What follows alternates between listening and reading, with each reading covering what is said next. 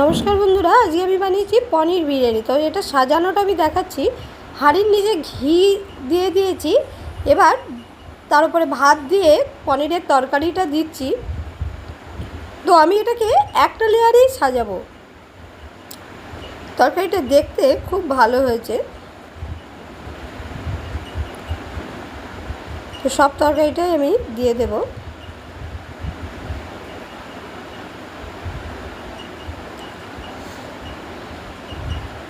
এবার ওপর থেকে 1 চামচ ঘি দিয়ে দিলাম আর বিরিয়ানির মশলা দিয়ে দিলাম। আর এই বিরিয়ানির মশলাটা না আমার নিজের হাতের বানানো মশলা।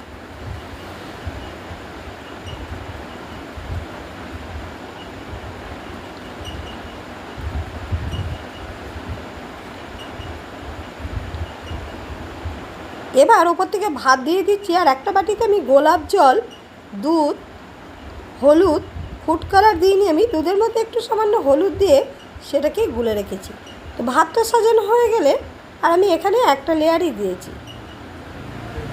তো দেখুন এই দুধটা দিয়ে দিচ্ছি, হলুদ মেশানো দুধটা। এবার ঢাকাটা খুলছি, দেখতে দেখি বিরিয়ানিটা কেমন হয়েছে।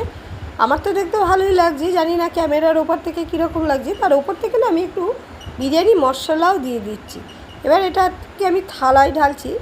দেখে বলুন আমার বিরিয়ানিটা কীরকম দেখতে হয়েছে।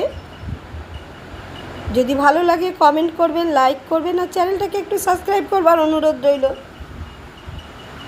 এইটা হচ্ছে